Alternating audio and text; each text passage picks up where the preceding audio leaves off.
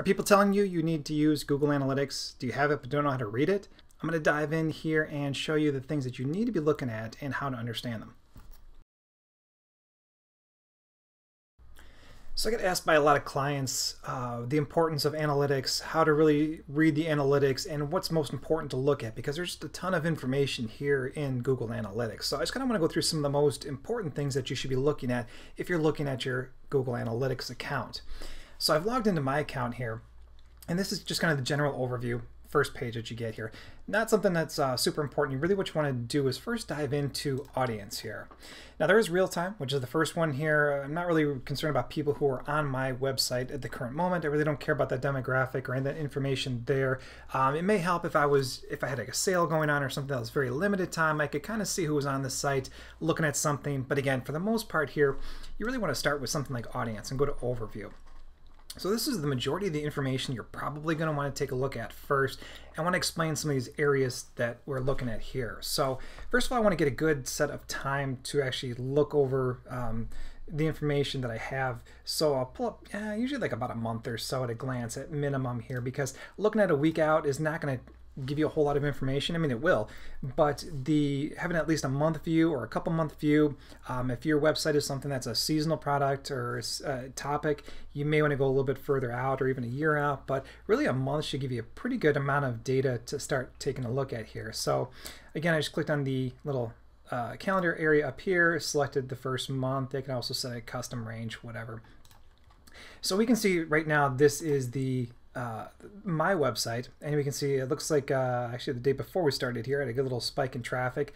For the most part it's pretty consistent, though. I had a little spike here yesterday. We'll see how today goes, but so here's the information I really like to take a look at, and this is kind of how you want to be gearing your information, but you got to take a little bit of a grain of salt.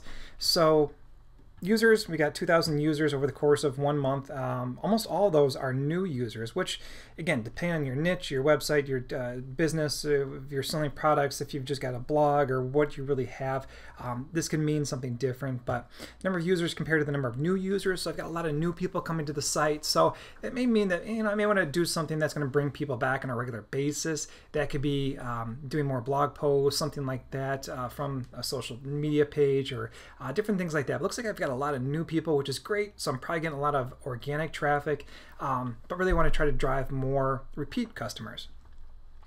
Number of sessions per user, so it looks like you're seeing probably just about like one page for every person that comes to the website. So like maybe one out of every, I don't know, what is that, like 100 people are probably going to go to a second page. So they're probably seeing a lot of my blog posts, which I'm guessing after there. A lot of people who look at a blog are going to read the blog and then leave. They got the information they needed and they're going to leave. Average site duration. So mine's a little bit low, but again, most people are coming to my website for blog information. So they're going to stick around, read an article for about a minute, actually about 40 seconds here, and then they're going to take off. So it looks like on average about 83% of all people will see one page and then bounce off. They're going to go somewhere else, not on my website. Ideally, you really want to have your bounce rate probably about 70% or lower. If you just have a regular business website, they should probably be going to at least 2 or 3 pages on your website. If it's this high, chances are you have more of a blog, and that's more of what people are after.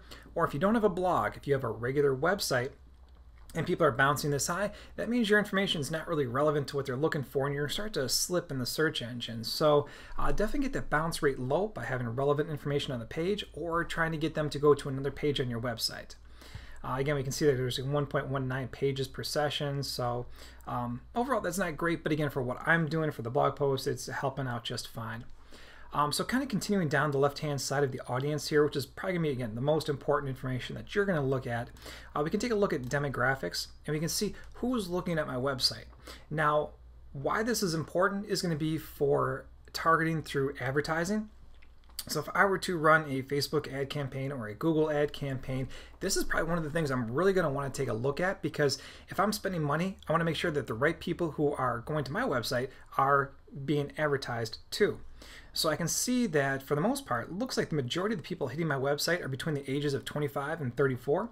And the majority of the demographic is male that's coming to my website, almost 60% here. So if I were to set up some Facebook or Google ads, I would probably set them mostly geared towards male, maybe not keep them away from it, maybe not definitely still target them, target females, but maybe have my graphics that are a little bit more male oriented, or just kind of keeping that information in mind.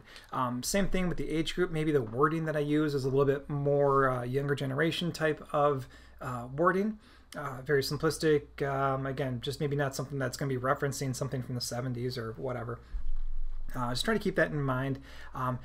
Depending on what your business is, this may be more relevant to some people more than others, but if you're not running ads, this probably isn't that important to you, but definitely take a look at that. Interest level is kind of interesting here. No pun intended. Again, for me, I kind of want to see the people that are coming to my website, what their interests are. So if I'm looking at the in-market segment here, I can see that most people coming to my website are looking for information, or who are interested in business services, marketing, advertising, employment. Again, business-based stuff, software-based information. I'm not sure what the home and garden and travel and leisure is, but again, those are just interests that people have in some way shown that they are interested in, and then have viewed my website. It's not like they're coming to home and garden type blog post on my website. It's just an interest level that they are marked as having.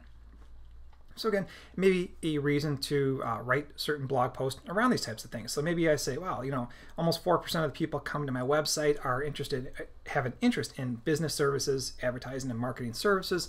Maybe I'll write more based on that, as opposed to design or social media or different things that I do write blog posts around. Again, continuing down the left-hand side here, we got geographics, and let that pull up here. So I can see a pretty good idea who is visiting my website here, as far as what language people are speaking and where they're coming from. But it's always good to see, because there may be a reason where you see, you take a look at this and you see people are coming from a very strange country or speaking a different language. Maybe you do want to kind of change some of the information on your website more geared towards those people who are visiting it. Maybe that's why your bounce rate's so low, is because they're coming from a different country and they want information about your product, but they can't understand it. So maybe if I saw a lot of people were coming from other language-speaking countries, France, Spain, Portugal, whatever, maybe I would want to have a translate plugin on my website, or have translated information on my website. But I know that most of the people coming to my website are speaking English, either the US or Great Britain version. And then location-wise, we can see where those people are coming from. And again, we can see the darker colors up here on the map are going to give me a pretty good indication that those are the high traffic countries. Canada's probably a close second here, outside of the United States. Here we go. And then India, I got a good portion of people from India, again, because of the topic that I write around. And you can see some of these other countries here. Now, it does go off to other countries as well. There are other countries who run bots that will search your website, either looking for information or search engines or different things like that. So it's not uncommon to see all these different countries like this. Keep in mind too, a lot of these other countries do speak English as a second language, so they may find something relevant that they're searching for, that your website gets pulled up for. So it doesn't hurt, but it's always good to see, hey, there's people coming from Argentina, maybe you want to do something based on Argentina every once in a while, or India for one of my blog posts. So definitely good information to take a look at there. Behavior, we already took a look at that, basically the new and returning. The technology is kind of interesting though. It's definitely something you want to take a look at, because a lot of people right now are optimizing their website for certain things, whether that be for mobile or for certain browsers. We can see that most people visiting my website are visiting it based using the Chrome browser. I would definitely want to make sure that it looks as good as possible in Chrome. There are some differences when going from browser to browser. Maybe old versions of Internet Explorer may not look good if I saw a high level or a high amount of traffic coming in from a browser like this. I definitely want to test it in there, just make sure that everything's looking good. But again, just a cursory glance at this kind of stuff is all that's really needed. Mobile.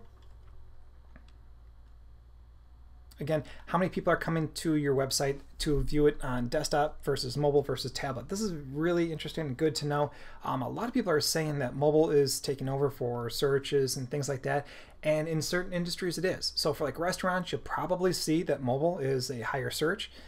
Any place where that's more destination based, maybe more searched on mobile, whereas my information seems to be almost 3 times as much viewed on desktops, where again, if people are reading my blogs, tend to be a little bit easier to read on a desktop as opposed to a mobile device or a tablet. So But if you do see these, definitely test them out on that device to make sure that people are getting the best possible experience in that device category.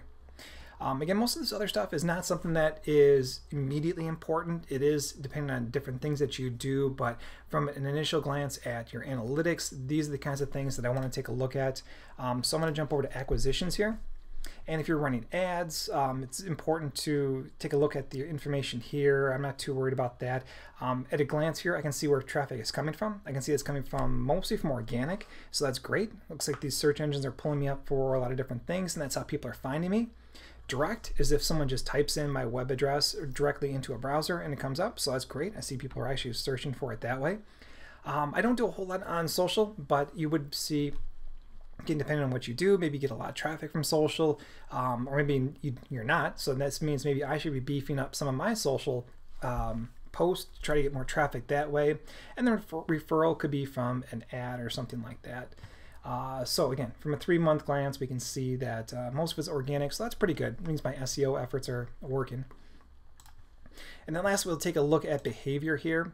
So this is great because we can really drill down and see what pages are being visited on my website.